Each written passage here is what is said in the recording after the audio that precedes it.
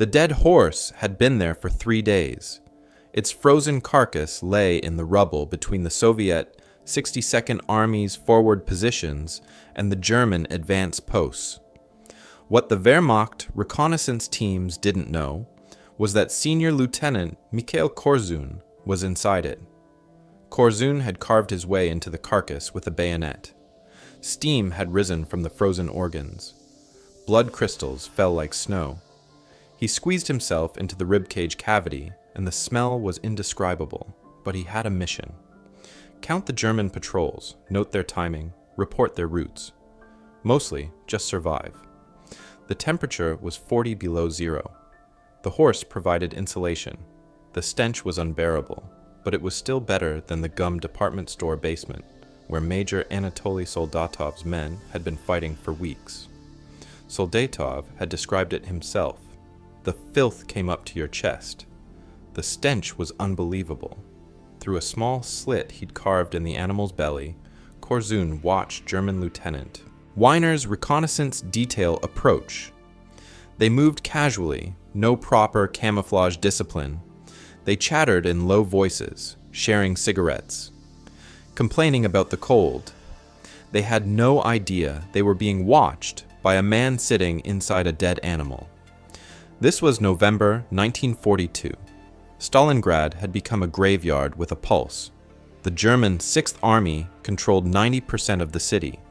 Their tanks had fuel for 30 kilometers. That was it. 30 kilometers before they'd be rolling coffins. The Wehrmacht was receiving 105 tons of supplies daily. They needed 750. Simple mathematics. They were starving too, but they didn't know how to starve properly. The Red Army defenders knew. They'd turned starvation into an art form. Weiner stepped within 10 meters of the horse. He was close enough that Korzun could see the frost on his breath. The German officer paused. He tilted his head.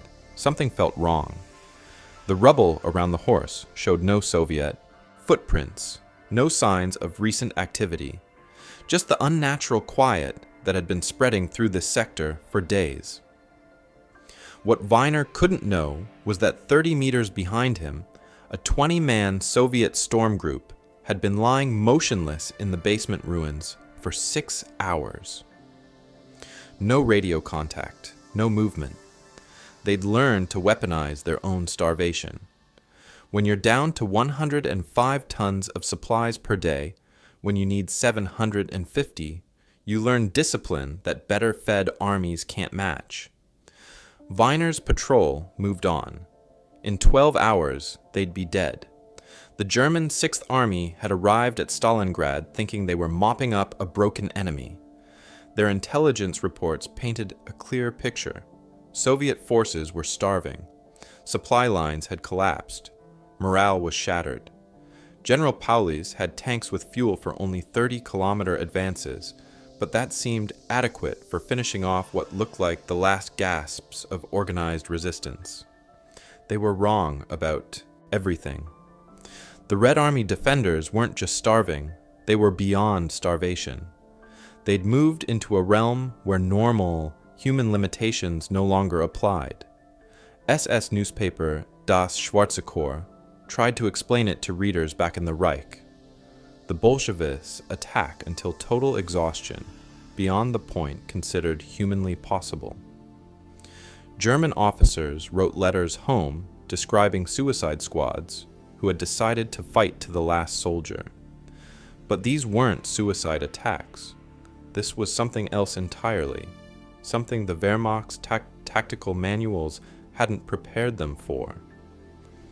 Soviet General Vasily Chuikov had seen the writing on the wall during his first visit to the city. "We are entering hell," he'd told his staff. Then he'd corrected himself.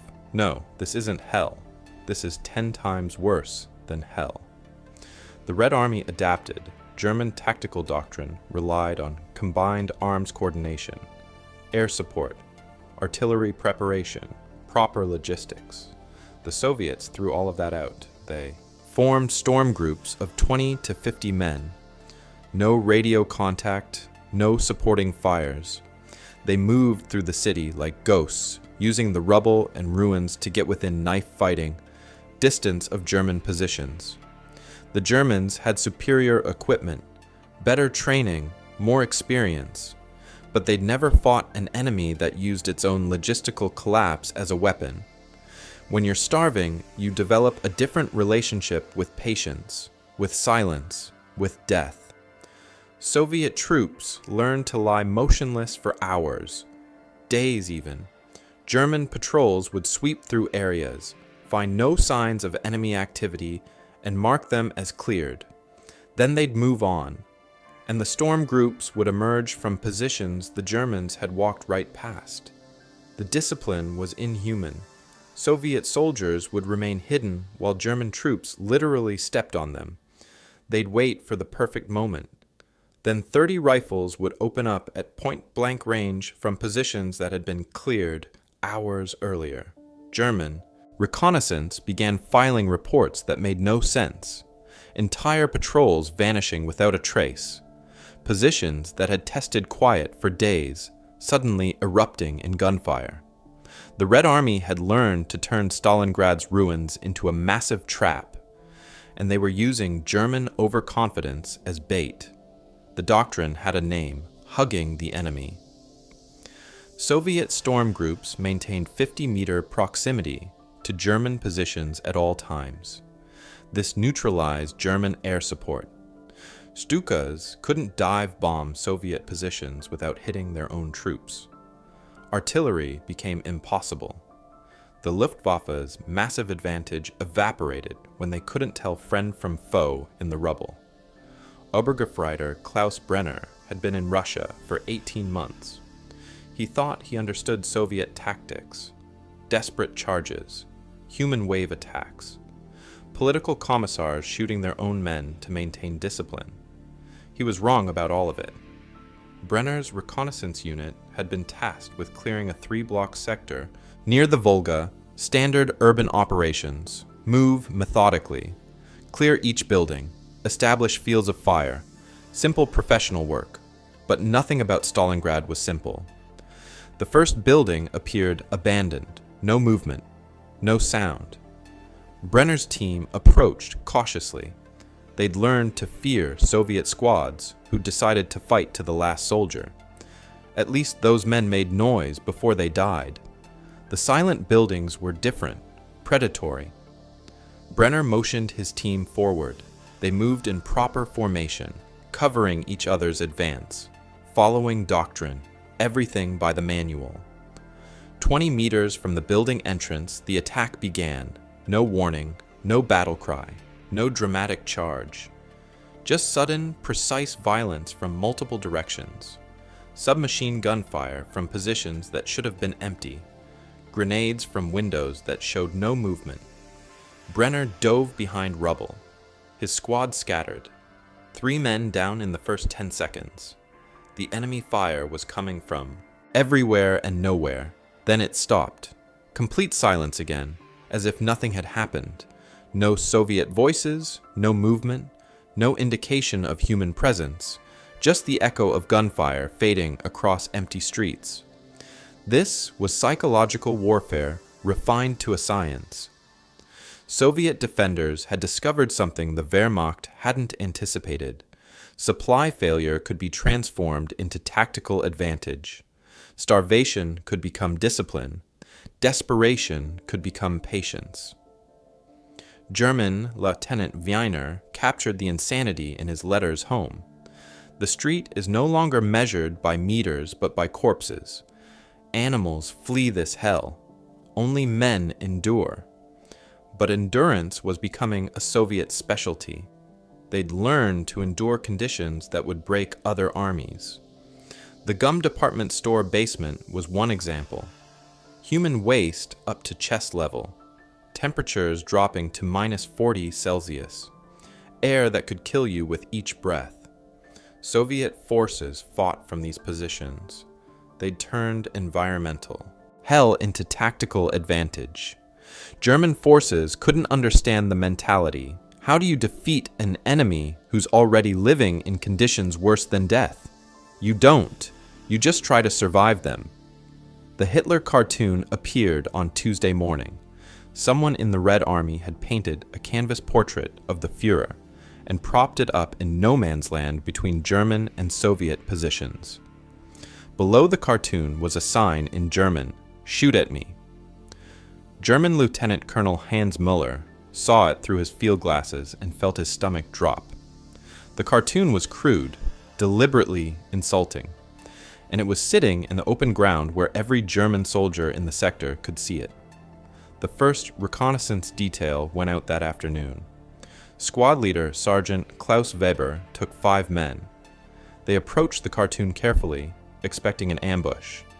The ground around it looked clear, no recent footprints, no signs of Soviet activity. Weber signaled his men forward. They never made it back. The second detail went out the next morning. Lieutenant Weiner volunteered to lead it himself. He brought 8 men this time. Better equipment, more firepower. They found Weber's body scattered around the cartoon. All shot at close range. Multiple wounds. The killers had taken their time. Weiner tried a different approach. His men provided overwatch while he low-crawled toward the cartoon. He made it within 10 meters before the shooting started. Soviet muzzle flashes erupted from rubble positions that his men had been watching for hours. Positions that showed no signs of enemy presence. Weiner's body fell 3 meters from the cartoon. His men tried to retrieve him. 2 more died in the attempt. By Thursday morning, the cartoon had become a psychological focal point for the entire sector. German soldiers could see it from their positions. A deliberate insult sitting in open ground. Untouchable. Müller faced an impossible choice. Send another patrol and lose more men, or leave. German soldiers dead in no man's land next to enemy propaganda. He knew it was a trap. Obviously, a trap. The Soviets wanted German forces to expose themselves trying to remove a piece of canvas. But sometimes knowing something is a trap doesn't make it avoidable. Müller made a command decision. If small unit tactics wouldn't work, he'd use artillery.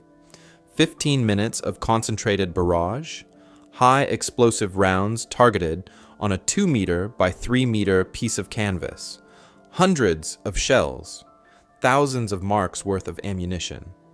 The cartoon was destroyed, along with most of the surrounding area. Soviet observers watched the entire engagement from concealed positions. They took notes. German forces had just revealed their artillery positions, their ammunition expenditure rates, their decision-making process under psychological pressure, all for a piece of canvas. The tactical analysis was devastating.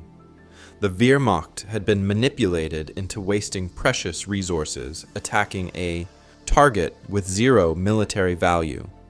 They'd revealed German artillery positions through muzzle flashes, and they'd proven that Soviet troops could maintain perfect concealment and fire discipline for days while waiting for the right moment to strike. The dead horse operation concluded the same day. Senior Lieutenant Korzun finally extracted from his observation post after 72 hours inside the frozen carcass. His intelligence report identified 37 German patrol routes, 17 communication patterns, and the location of every forward observation post in the sector. More importantly, he'd confirmed what Soviet commanders suspected. German reconnaissance was becoming sloppy. They'd grown accustomed to Soviet desperation attacks, loud, obvious, wasteful assaults that announced themselves with gunfire and screaming. They weren't prepared for the disciplined silence that starvation had forced on the Red Army. The canvas was replaced the next night. Same location, same message, identical psychological pressure. This time, Müller left it alone. But the damage was done. His men had watched their officers spend 15 minutes of artillery fire killing a cartoon. They'd seen 10 soldiers die for a propaganda piece. The Wehrmacht's aura of professional competence was cracking. Soviet psychological warfare was working. And this was just the beginning. The boy was 12 years old. His pig was named Krushka. Alyosha had raised the animal from birth, fed it scraps from the family table, taught it tricks, treated it like a pet instead of livestock. But Wehrmacht forces were advancing through his neighborhood. German soldiers were requisitioning all available food sources, including pets that might supplement their dwindling rations. Alyosha made a decision that would humiliate an entire German regiment. He killed Krushka himself, quickly, cleanly, then buried the pig in the small garden behind his destroyed house. But burial wasn't enough. German forces might dig up anything that looked like a food cache. Alyosha needed camouflage, something that would make German soldiers respect the burial site instead of investigating it. He found a damaged German helmet in the rubble, cleaned off the blood and brain matter, placed it carefully on top of the fresh grave. Then he carved a name into a wooden cross, Hans Miller, a common German name, the kind of identification that might mark a hero's final resting place. The deception was perfect. German patrols began treating the grave as a war memorial.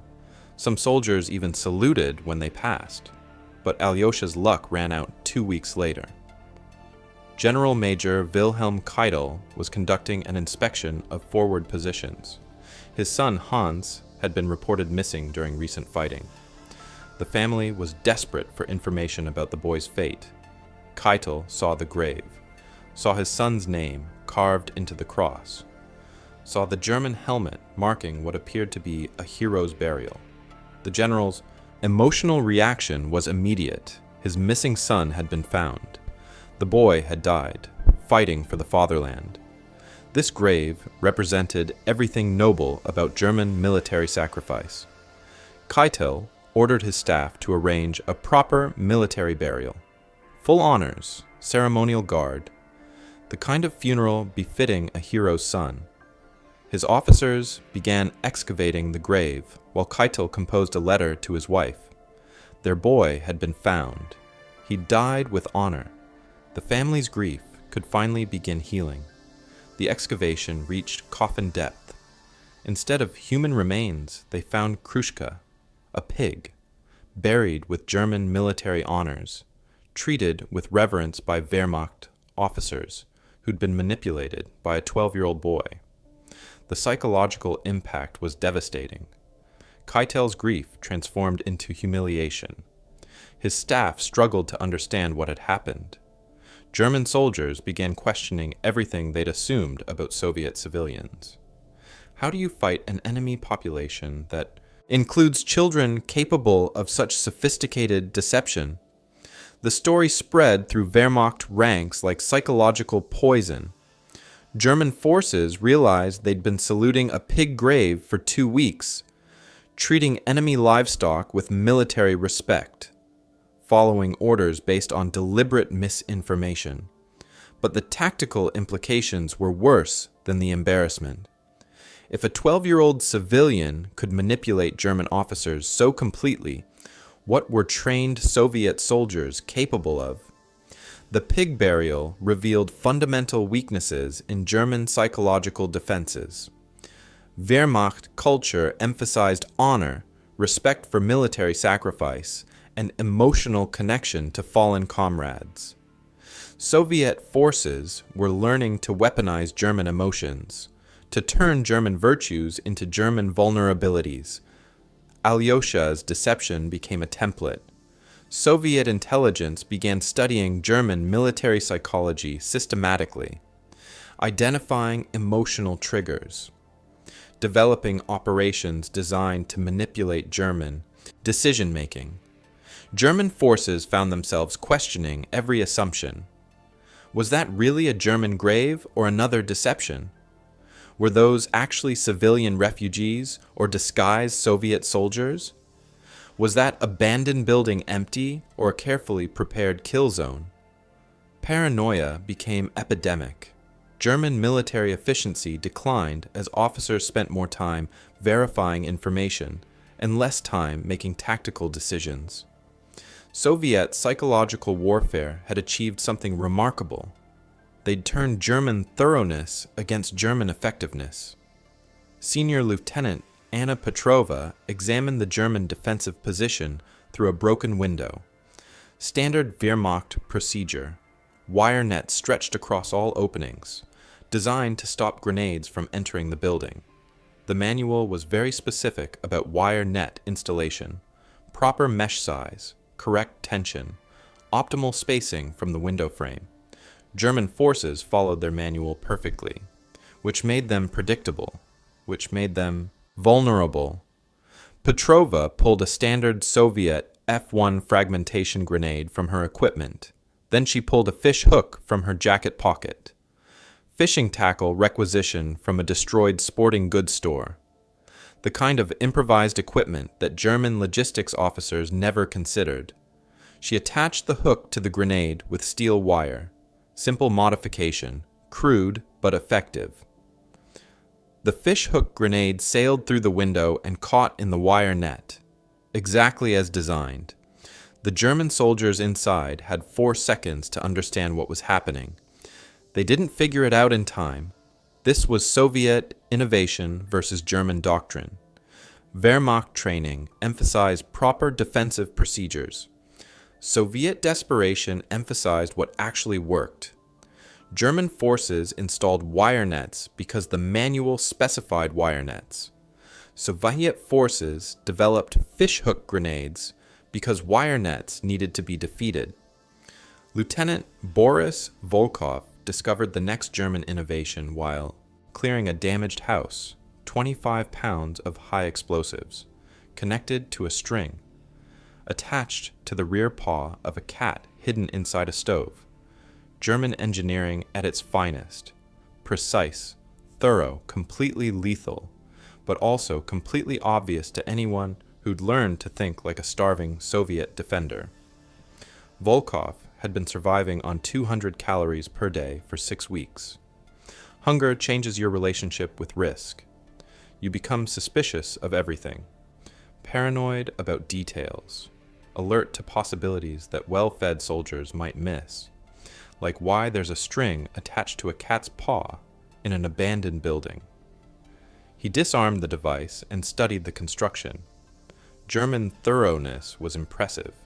The explosive charge would have demolished the entire structure.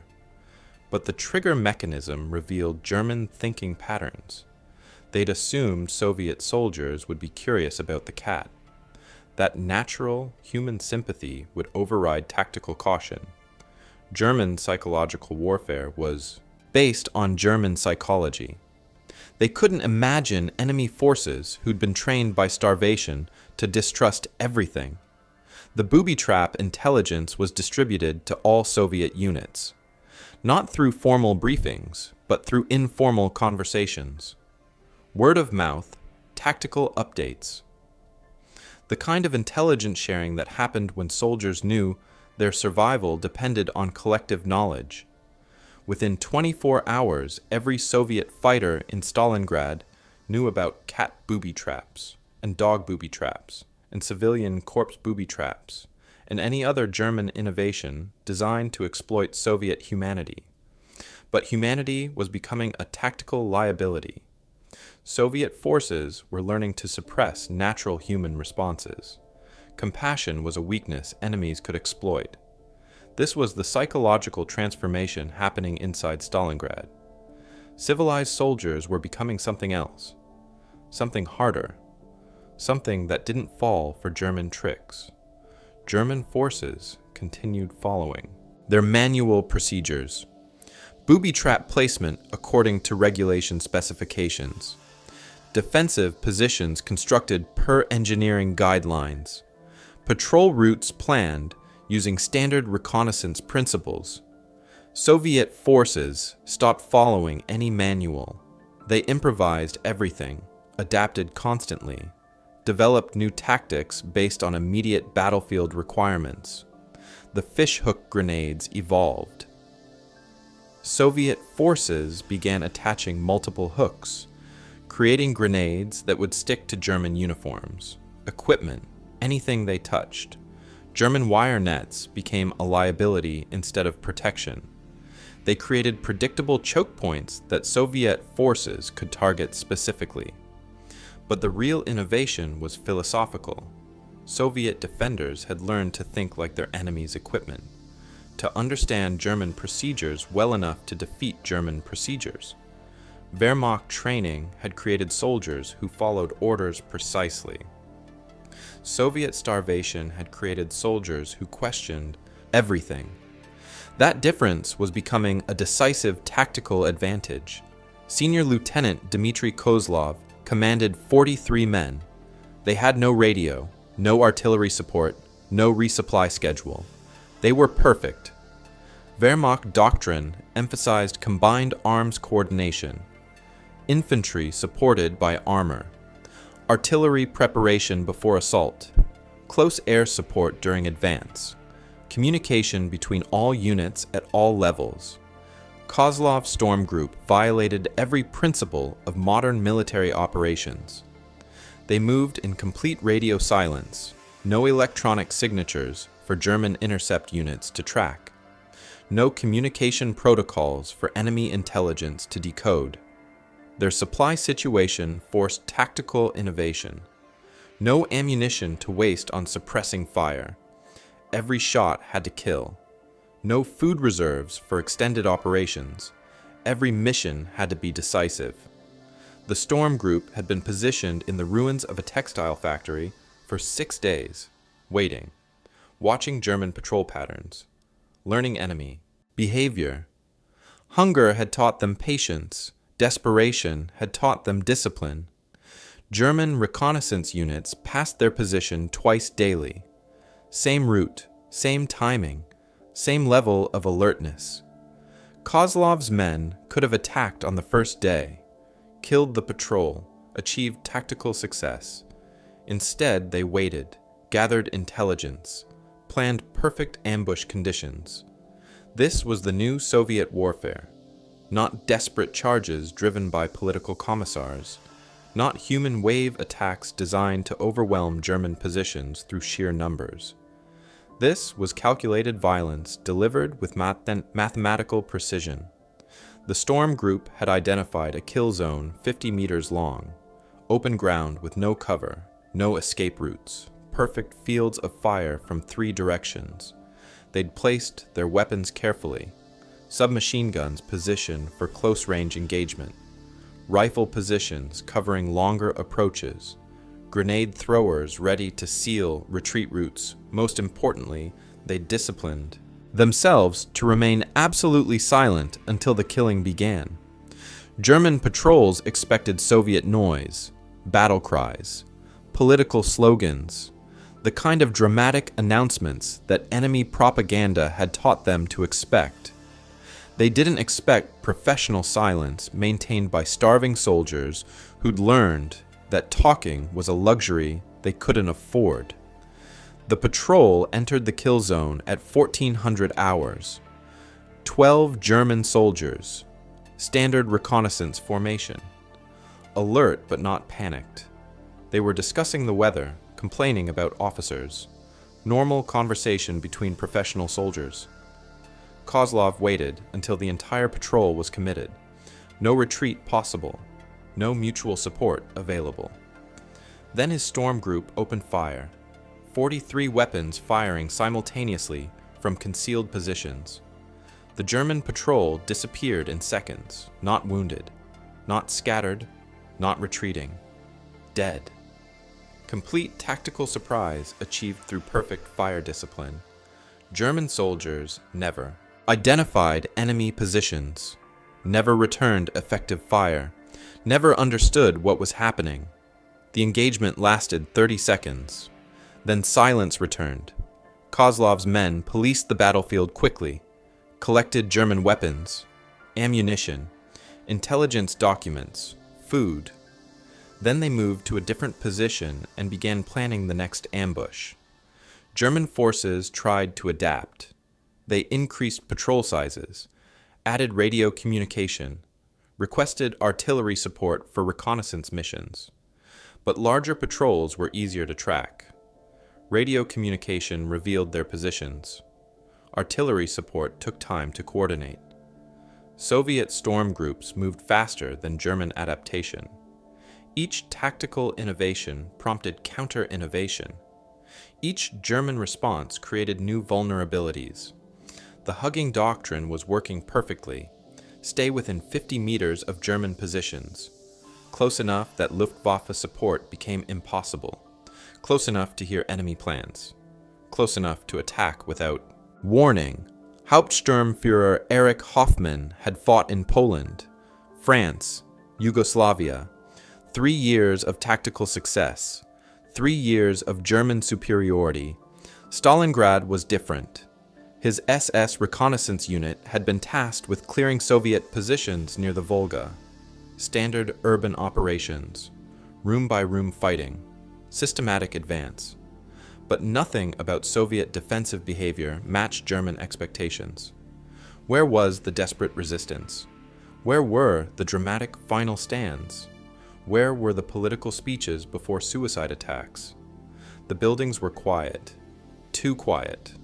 Hoffmann's training emphasized aggressive reconnaissance, move quickly, seize initiative, keep enemy forces off balance through constant pressure.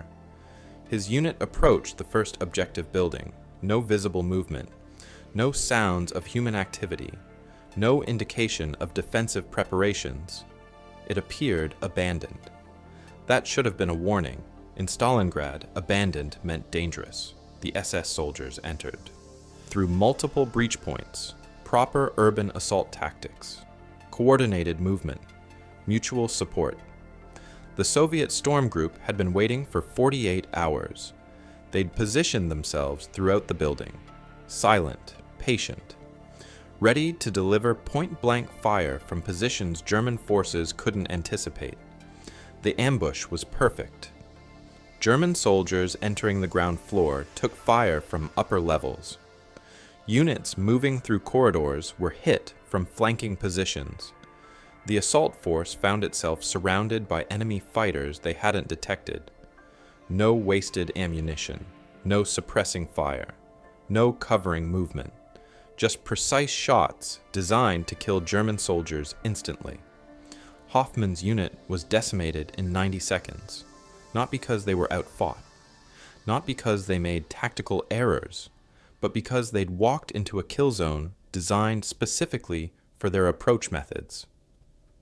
The surviving SS soldiers retreated, regrouped, called for artillery support. The building was destroyed, mission accomplished.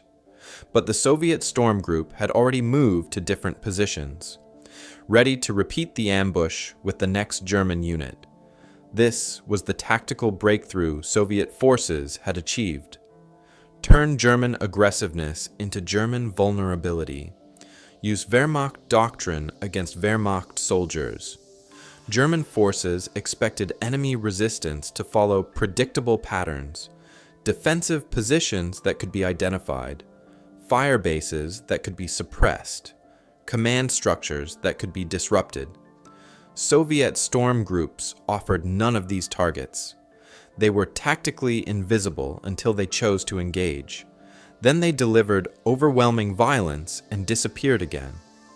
Hoffmann tried to adapt his approach, slower movement, more careful reconnaissance, additional security measures. But careful tactics required more time, more resources, more coordination. Soviet forces had infinite patience.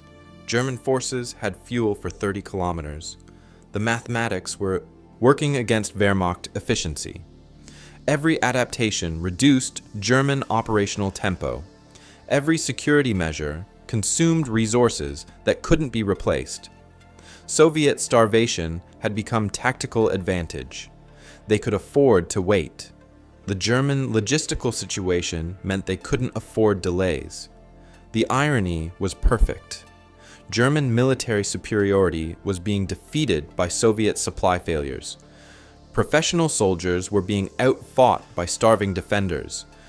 His unit was being systematically destroyed by an enemy they rarely saw and couldn't predict.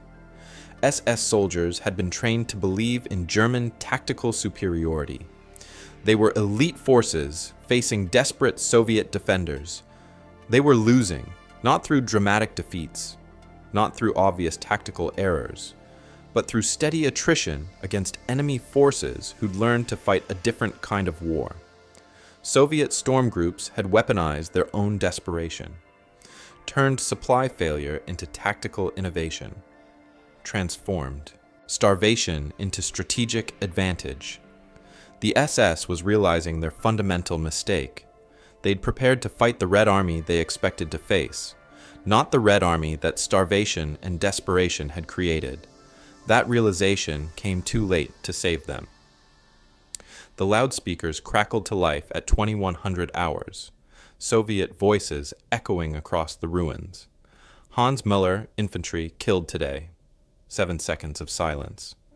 Klaus Brenner, reconnaissance, killed today. 7 seconds of silence. Erich Hoffmann, SS, killed today. The broadcast continued for 30 minutes, name after name, unit after unit. A precise accounting of German casualties, delivered with mathematical precision. They called it the Tango of Death. Wehrmacht soldiers listened from their positions, hearing the names of friends, comrades, officers they'd served under. The psychological impact was devastating. Soviet forces weren't just killing German soldiers. They were documenting every death, tracking every casualty, broadcasting the accounting like a tactical inventory. This was psychological warfare refined to its purest form. No propaganda speeches, no political statements. Just the factual record of German military failure. 7 seconds between each name. Long enough for the information to register. Short enough to maintain psychological pressure. German officers tried to jam the broadcasts, counter them with German propaganda, distract their soldiers with other activities. Nothing worked. The voices continued. The names accumulated. The tally grew. Soviet forces had achieved something remarkable. They'd turned their greatest weakness into their most effective weapon. The supply failure that should have destroyed Red Army morale had created tactical advantages German forces couldn't counter. Starvation had produced discipline. Desperation had generated patience. Supply shortages had forced innovation. German soldiers began to understand what they were actually facing, not the broken army their propaganda had promised, not the desperate defenders their intelligence had described, but professional killers who'd learned to operate without the resources German forces considered essential. No radio communication, no artillery support, no logistical infrastructure, no medical evacuation, just the tactical necessities, weapons, ammunition, target identification. Everything else had been stripped away by circumstances beyond Soviet control. What remained was warfare reduced to its essential elements. The loudspeaker broadcasts emphasized this mathematical precision. German casualties weren't dramatic sacrifices for noble causes. They were tactical failures measured in human units. The tango of death continued for weeks, every night. Same format, same 7-second intervals, same factual accounting.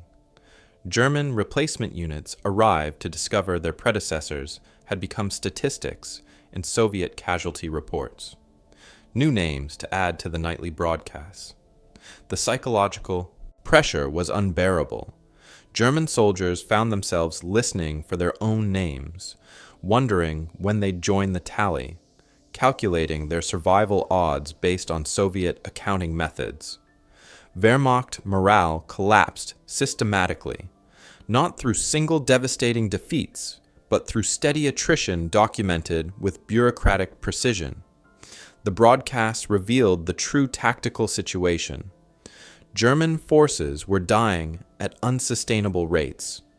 Their tactical advantages were being neutralized by enemy forces who'd adapted to impossible conditions. Every name represented a tactical lesson.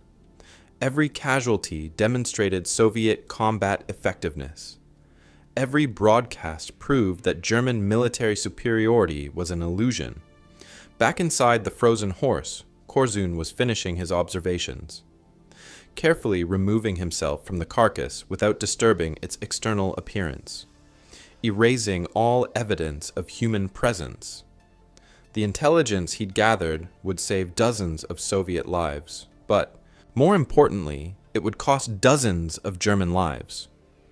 Across the rubble field, German voices echoed off shattered concrete.